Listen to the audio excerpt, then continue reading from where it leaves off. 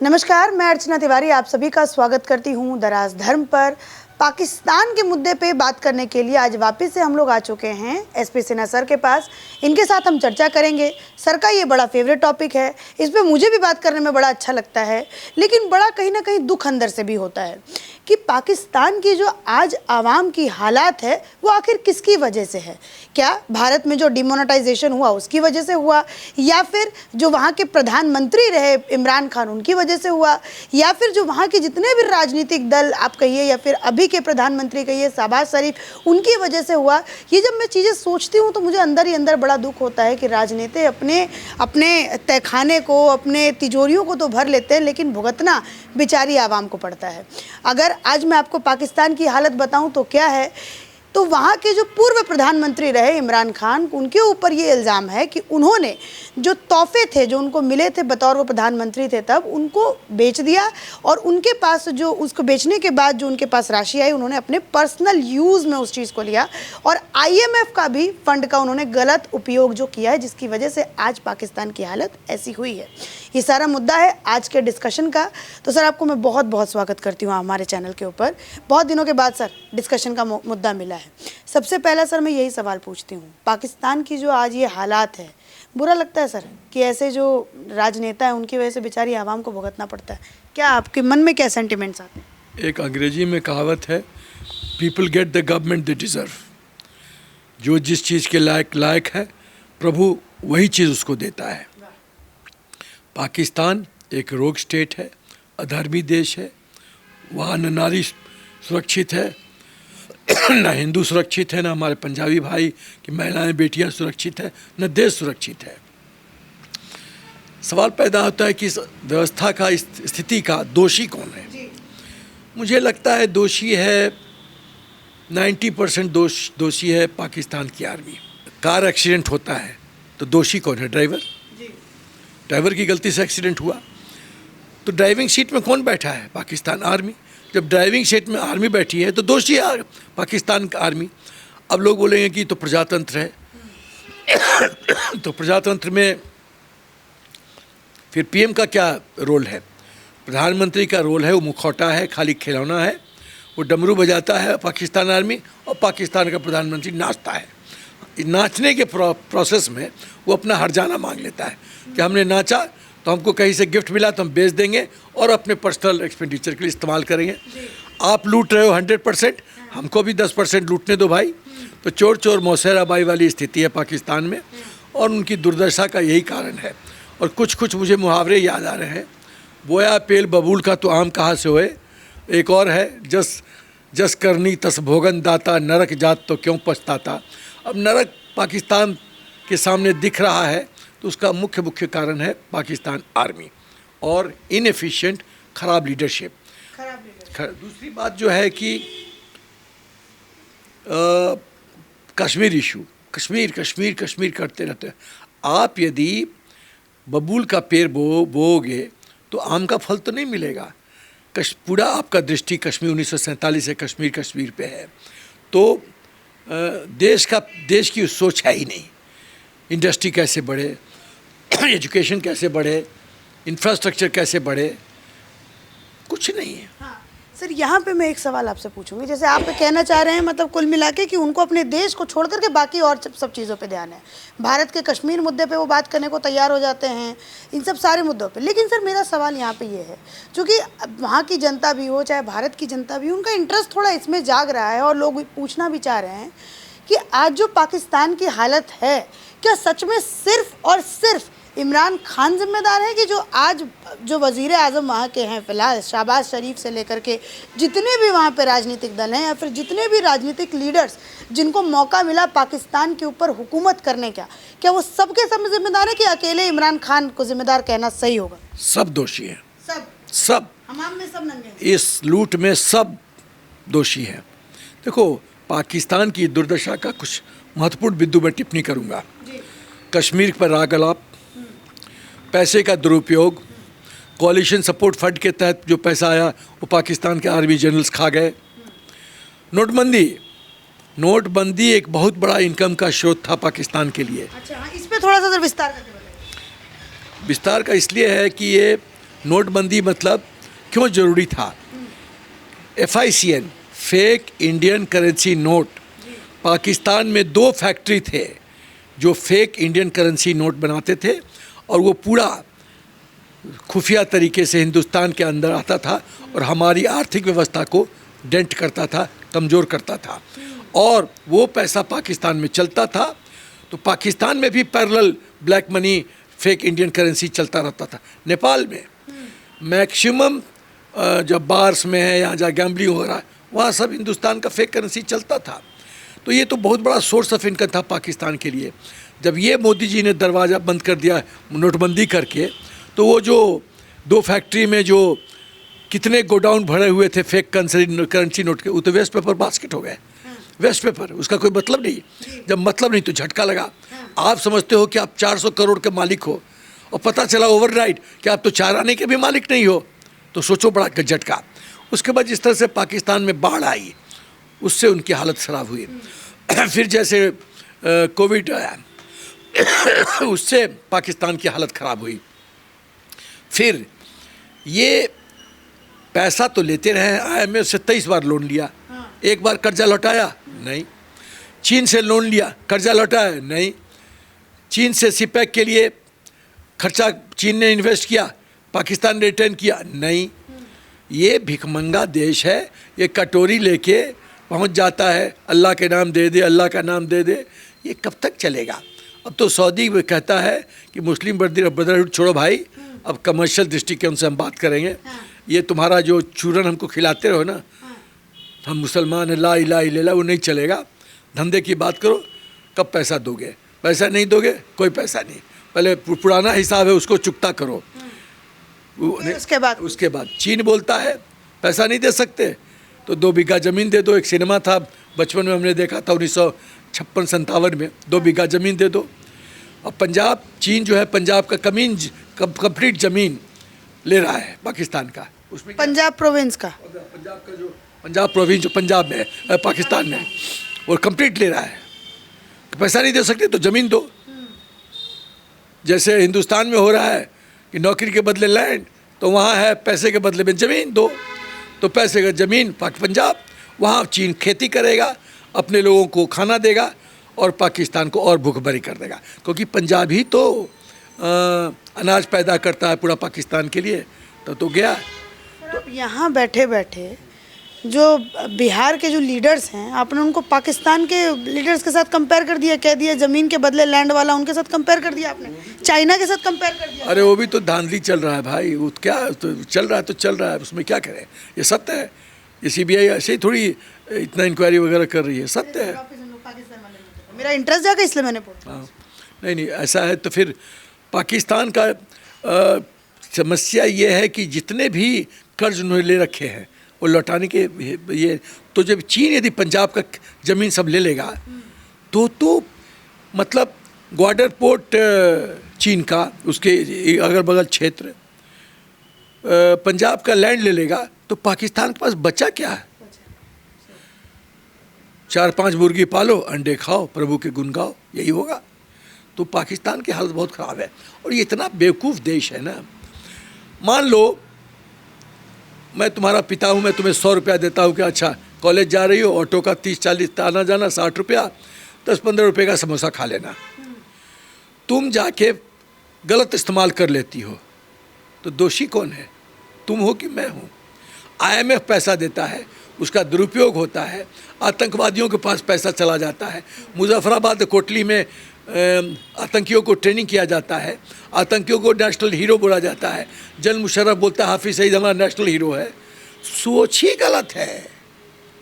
जब सोच गलत है, एक कंप्यूटर में कहा जाता है GIGO, garbage in garbage out, कचरा डालोगे कचरा बाहर निकलेगा।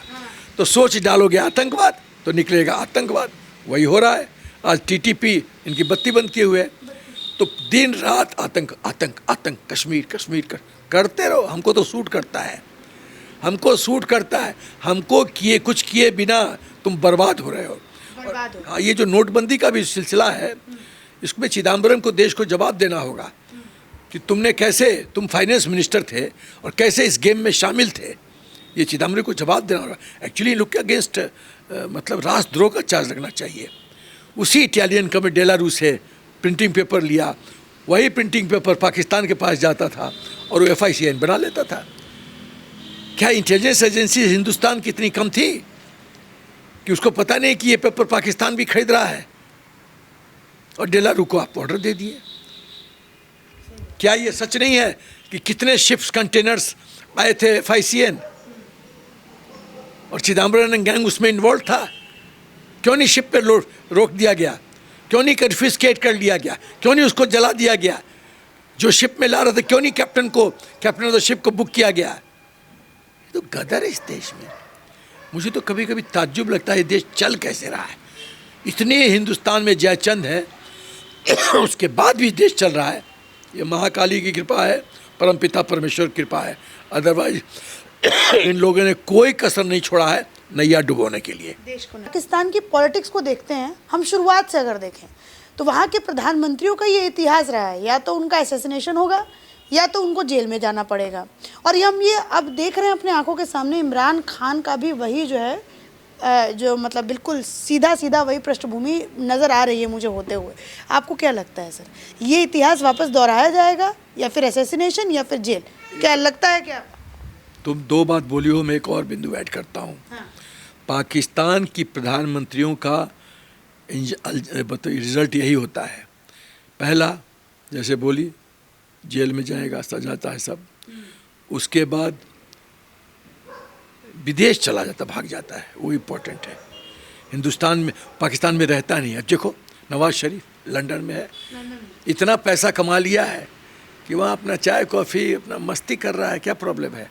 उसने तो अपना जीवन स्टाइल से जीना है। बीमारी का बहाना। तो देश के अंदर रहो तो लूटो, पकड़े गए, सत्ता से बाहर गए तो थोड़ी देर के लिए जेल में जाओ, जेल से निकलो पाकिस्तान छोड़ के भाग जाओ, छू मंतर गायब, बस खत्म। इमरान खान क्या करेंगे? भाग जाएगा इमरान खान। देखो, जो आदमी जेल में जाने से डर रहा है उसका वो भागेगा नहीं। एक बार जेल में गया, पाकिस्तान के जेल में क्या होता है मुझको पता है क्या होता है। बहुत गदर होता है, क्या बताऊँ?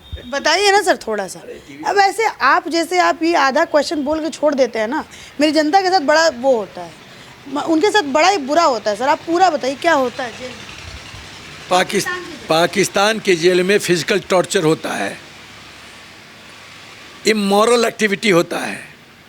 जो पुलिस होते हैं वो इमोरल एक्टिविटी करते हैं जो कैदी हैं उसके साथ। इमरान खान के साथ वो होने का डर है, इस वजह से उनको डर सता रहा है कि जो मैंने अपने सियासत के समय लोगों के साथ किया था वही क्या पता मेरे साथ भी हो। यस, उसके बाद इमरान खान वाइट पाउडर खाता है। अब जो शहनाज शरीफ का जो शहबाज का जो बंदा है वो बोलता है, एक मिनिस्टर, कि हमको तो उसने AC नहीं दिया, फ्रिज नहीं दिया, ठंडा पानी नहीं दिया, हम उसको सब देंगे लेकिन वाइट पाउडर नहीं देंगे। इमरान खान वाइट पाउडर के बिना रह नहीं सकता है, छटपटा के मर जाएगा। उसको डेली चाहिए white powder. Obviously white powder drugs है, ही टेक्स ड्रग्स। आपको ये इन्फॉर्मेशन कहाँ से आता है इमरान खान जो है वाइट पाउडर खाता है, ये वो कहाँ से लाते हैं आप ये सारी इन्फॉर्मेशन? मैं चैलेंज करता हूँ, कोई मुझे कंट्राडिक्ट कर दे कि आप गलत बोल रहे हैं। वाइट पाउडर खाता है वो। और जब शहबाज शरीफ का बंदा बोल रहा है मिनिस्टर कि हम उसको सब देंगे, वाइट पाउडर नहीं लेने देंगे, वो सप्लाई नहीं होने देंगे, इसका मतलब है कि वो इस मेंटल स्थिति में चला जाएगा, ब्लैकआउट हो जाएगा, नर्वस ब्रेकडाउन हो जाएगा, हो सकता है कि हार्ट अटैक हो जाए, कुछ भी हो सकता है। जो आदमी यूज्ड टू है ड्रग्स लेने का, हमारे हिंदुस्तान में भी कुछ खिलाड़ी हैं जो ड्रग्स लेते हैं, नाम नहीं लूँगा, तो वो उनको मेमोरी लैप्स होता है, ब्लैकआउट हो जाता है, ब्लैंक लुक देते हैं। अब नोटिस कीजिए, मैं कुछ खिलाड़ियों का हिंदुस्तान में जो पॉलिटिशियंस हैं, ब्लैंक हो जाता है, ब्लैंक लुक, क्योंकि मेमोरी लैप्स हो रहा है।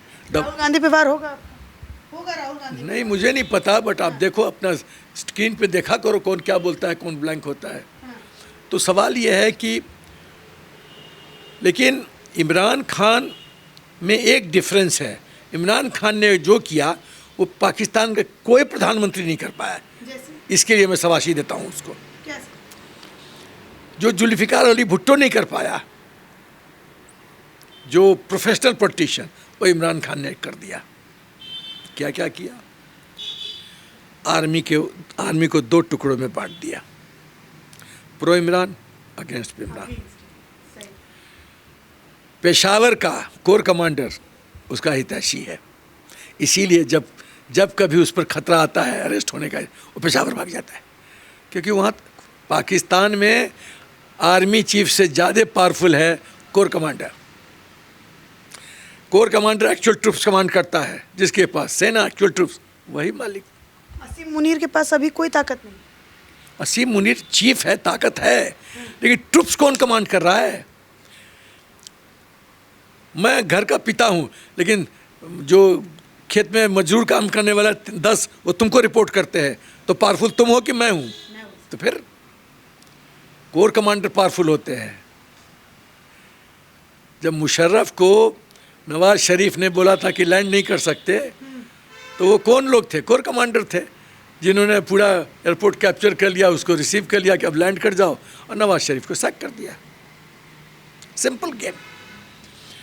तो 2 कैंप में बांट दिया इमरान खान। ये बहुत बड़ी उपलब्धि है, इसके लिए मैं इमरान खान को सह देता हूँ, दाद देता हूँ, मान गए।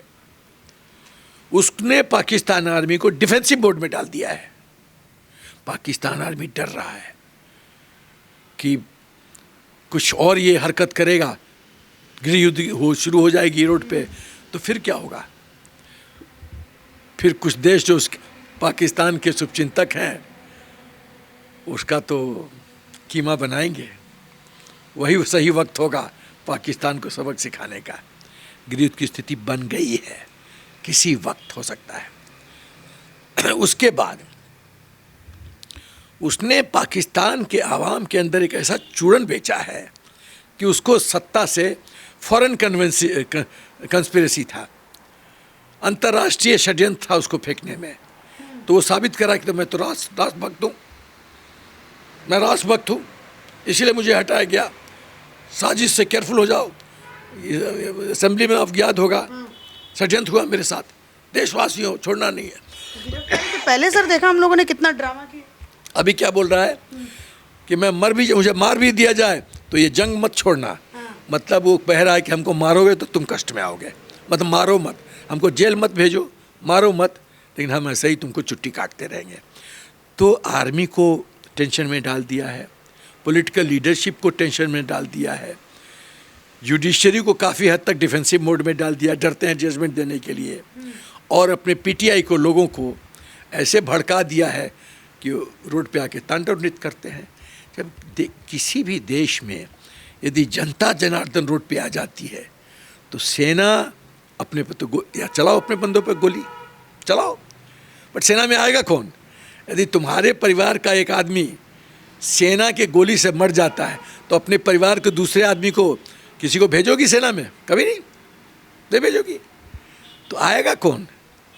ये छोटे छोटे चाइनीज़ लड़ने के लिए पाकिस्तान आर्मी में वो छोटे मुंडो क्या करेंगे?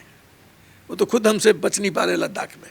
तो ये बहुत ही, इमरान खान ने पाकिस्तान में अग्नि लगा दिया है। जैसे बचपन, जैसे हमको याद है बचपन में फुलझड़ी में हम लोग एक कैंडल लेके एक लगा देते थे, फुलझड़ी ब्लास्ट होता रहता था। वही इमरान खान ने किया है, कैंडल लगा दिए, आग लग गई है। अब आग का धमाका कब होता है वो ईश्वर जानता है। शहबाज शरीफ क्या लगता है सर, हैंडल कर पाएंगे ये सब सिचुएशन? उनकी लीडरशिप में आपको लगता है कि पहली बात है उसके बस की बात नहीं है, उसको पावर नहीं उतना। कैसे परिस्थिति को हैंडल करना है वो आर्मी डिसाइड करती है, और आर्मी को पाकिस्तान इमरान खान 2 पार्ट में कर दिया है। समझने का मुद्दा ये है। हाँ, अब रस्सा खींचाता नहीं होता ना, बचपन में हम लोग रोप गेम खेलते थे, टग ऑफ वॉर। हाँ, 15 आदमी उधर 15 आदमी थी, बीच में रस्सा खींचा पर ही हो रहा है। बीच में आपके शहबाज शरीफ हैं, इस तरफ 2 फाड़ में लोग हैं। उधर इमरान खान, इधर आर्मी दो हिस्सों में, कुछ उधर इमरान खान तरफ पुश कर रही है, कुछ उल्टा साइड में पुश करी, खेल लो, ले लो। अब इस स्थिति में मुझे तो समझ में नहीं आता है कि पाकिस्तान कैसे सरवाइव करेगा। उसको 8 मास तक $8.3 बिलियन कर्ज लौटाना था, और IMF बोलता है कि हम तो 1.5 मैक्सिमम $2 बिलियन कर्ज देंगे। चाइना बोल रहा है 700 मिलियन कुछ दे रहा है। तो ये तो जैसे बोलते हैं कि कढ़ाई में जीरा का फोरन, वो जीरा का फोरन है, उससे सब्जी तो बनेगी नहीं। लेकिन सर, शहबाज शरीफ का मैं एक इंटरव्यू देख रही थी, पाकिस्तानी एक न्यूज़ चैनल है, उनके ऊपर वो दे रहे थे, तो वो कह रहे थे कि IMF की शर्तों को आज मानने के लिए हमें मजबूर किया है इमरान खान ने। आज पाकिस्तान की जो स्थिति है, वो पाकिस्तान की स्थिति इमरान खान ने पैदा की। इस वजह से जो है आज देखिए, हम लोग इनके ऊपर केस नहीं कर रहे हैं, पूरा जो वहाँ का जो वो लोकतंत्र है वो एक तरीके से उनके प्रति खड़ा है। ये गलत है। इमरान खान, देखिए मैं इमरान खान का सपोर्टर नहीं हूँ, बट फैक्ट्स फिगर्स पे बात किया जाए।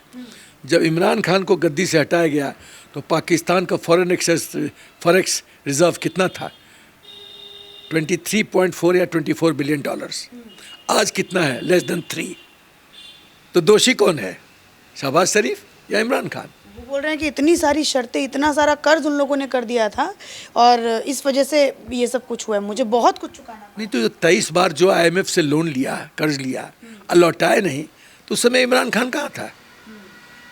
23 बार, उस समय इमरान खान कहाँ था? तो इमरान खान, देखो, इमरान खान ने पाकिस्तान में एक ही काम किया है, जो अग्नि लगी हुई थी, आग लगी हुई थी, उसमें घी डाल दिया है। अब इससे भारत को क्या सर सीख लेनी चाहिए? अब कहते हैं कि हर बुरी चीज़ से इंसान कुछ ना कुछ सीख लेता है। हमारे पड़ोसी देश में ये सब कुछ हो रहा है, तो क्या हम लोगों को कुछ सीख लेना चाहिए?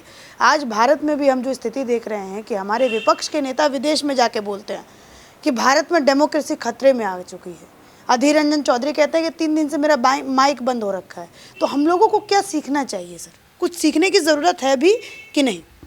देखो, सीखने की ज़रूरत है। मुझे लगता है कि वक्त आ गया है कि इंडियन पिनल कोड 121 और इंडियन पिनल कोड 124A, राजद्रोह और सेडिशन, ये दोनों सेक्शन में राजद्रोह और सेडिशन इंक्लूडेड है, उसको पूर्ण रूप से परिभाषित किया जाए। राजद्रोह है क्या? किस एक्शन पे, किस बिहेवियर पे उसको राजद्रोह ट्रीट किया जाएगा? जैसे आप फॉरेन कंट्री जाके देश के खिलाफ बात नहीं कर सकते, करेंगे तो राजद्रोह है। आप दुश्मन की प्रशंसा नहीं कर सकते, करेंगे तो राजद्रोह है। आप दुश्मन के एम्बेसडर के साथ डिनर नहीं खा सकते, स्पेशली जब डोकलाम में लड़ाई छिड़ी हुई है, तो आप डिनर नहीं खा सकते। आप दुश्मन देश के साथ सेपरेटली MOU नहीं साइन कर सकते एज ए पॉलिटिकल पार्टी। इस तरह का मैं 25-30 पॉइंट्स लिख सकता हूँ जिसको कहा जा सकता है ये राजद्रोह है। सर, पाकिस्तान हमारा दुश्मन देश है कि क्या है? इसको आप एक बार डिफाइन। अरे where is the doubt? Pakistan दुश्मन देश है, इसमें डाउट क्या है? तो SCO समिट में राजनाथ सिंह उनको क्यों, वहाँ के प्रधानमंत्री को क्यों न्योता दे रहे हैं सर? सर, ये लोग पूछेंगे सर इसमें। अरे लोग पूछ रहे हैं। डिप्लोमेटिक लेवल पे, पॉलिटिकल लेवल पे मीटिंग होता है। अब G20 में तो चीन भी था, अमेरिका भी था, वहाँ वो अपना फिलीपींस में अपना मिलिट्री बेसेस और स्ट्रॉन्ग कर रहा है, ताइवान को दे रहा है कि चिंता मत करो, सामान दे रहा है, तब वो लोग क्या चीन का शक्ल नहीं देखेंगे? अंतर्राष्ट्रीय में शक्ल देखने वाला बात नहीं होता है। जो पावर में है, जिनके पास गवर्नमेंट पोस्ट है, चाहे प्रधानमंत्री हो चाहे, वो पॉलिटिकल लेवल पे, डिप्लोमेटिक लेवल पे इंटरेक्ट करेंगे, वो रोक नहीं सकती। लेकिन वो जो जिनके पास सत्ता नहीं है, वो इस तरह का हरकत नहीं कर सकते हैं। ये राजद्रोह है। आप प्रधानमंत्री बन जाओ, आप डांस करो नेपाल में जाके। अगर राहुल गांधी अगर इनवाइट करते हैं या फिर पाकिस्तान के किसी मिनिस्टर से जाके मिलते हैं तो वो राजद्रोह होना चाहिए आपके हिसाब से? एकदम। किस लिए गया? फीडबैक दो ना, क्या बातचीत हुई, आउटकम क्या हुआ, क्या डिस्कस किया? भाई एवरीथिंग सिक्योरिटी, क्या बात के बताओ तो सही। गुटर गूं करोगे, चुपके तो भड़काओगे, कुछ करो मणिशंकर अय्यर जाता है पाकिस्तान, मोदी को हटाओ, मोदी को हटाओ, और देश चुप है, नहीं चलेगा।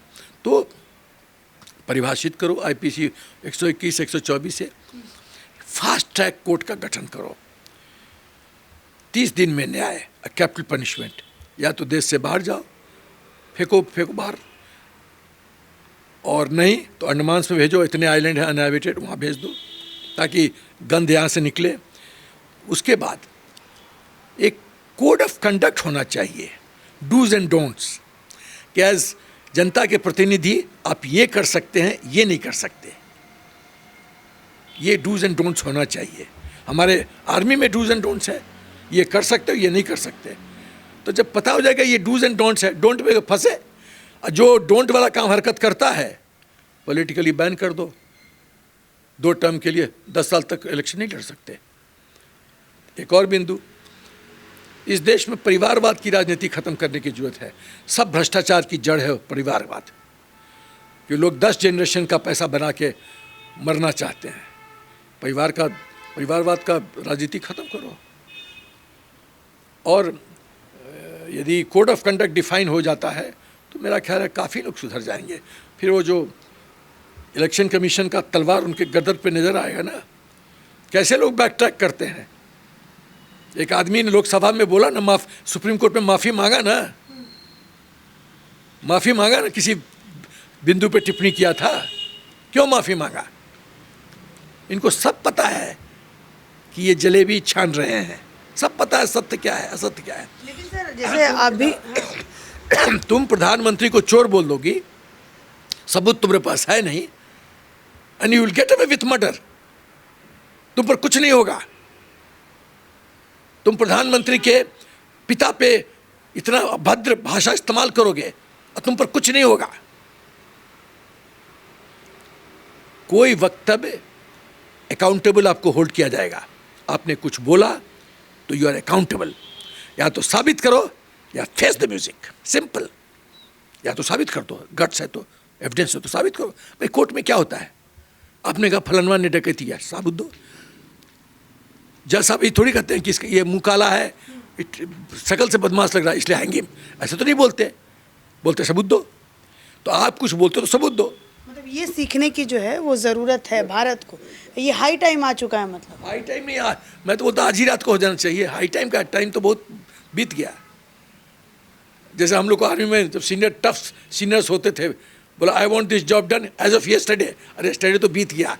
कहने का मतलब जल्दी करो, ये तो इसी वक्त होना चाहिए, अभी 15 मिनट के अंदर। सर लेकिन जो आपके पॉइंट्स हैं ना सर, अभी जैसे कि अभी तो लोकतंत्र पे कोई खतरा नहीं है, कोई भी कहीं पे भी आज़ादी से बोल दे रहा है, लेकिन अगर ये आपके पॉइंट्स माने गए तो ये तो पूरा का पूरा विपक्ष कहिए, जो NGOs के जो मतलब प्रतिनिधि कहिए, ये सब के सब सड़क पे आ जाएंगे, बोलेंगे अब तो सच में भारत में लोकतंत्र खत्म हो गया। फिर क्या होगा सर, उनका क्या करें जो लोकतंत्र का खतरे की डपली लेके सड़क पे आ जाएंगे। एक सेकेंड, लोकतंत्र का क्या मतलब है कि देश को कमजोर करो, राजद्रोह करो। राहुल गांधी कमजोर कर रहे हैं विदेश में जाकर के ये सब बोल रहे हैं, तो एकदम कमजोर कर रहा है, एकदम कमजोर कर रहा है। जब इमरजेंसी लगा था तब प्रजातंत्र ठीक था। जब सोनिया गांधी दिल्ली में मीटिंग आती है और मनमोहन सिंह बैठ गए तो उनको कुर्सी से हटा दिया जाता है, ये तो मैडम का सीट है, वो ठीक था। राष्ट्रपति बनाती है तो राष्ट्रपति को प्रणाम नहीं करती है, क्योंकि सोचती है मैंने तो महिला को जो थी वह पाटिल, मिसेस पाटिल, प्रतिभा पाटिल को प्रणाम क्यों नहीं किया। वो प्रधानमंत्री अब राष्ट्रपति है, वो तुम्हारी पार्टी की नहीं है। अब ऐसे थोड़ी होता है। मतलब पॉलिटिकल लीडर हो तो फ्री फॉर ऑल है, जो मर्जी करो, जो लूटो, फिर बोल दो अरे CBI इंक्वायरी करे, ED पीछे पड़े, ये पॉलिटिकल वेंडेटा है।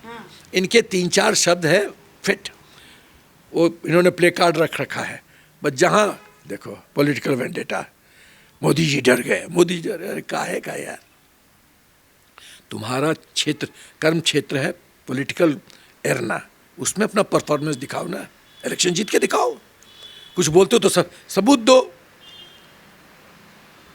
लंदन में जाते हो, कुछ लोग तो कह रहे हैं उसके पास 2-2 पासपोर्ट है, तो उसको क्लैरिफाई करना चाहिए पार्लियामेंट में, 2 पासपोर्ट है कि कुछ लोग कहता है वो यहाँ से उड़ के जाता है प्लेस एक्स पे, वहाँ से दूसरे पासपोर्ट से जाता है प्लेस वाई पे।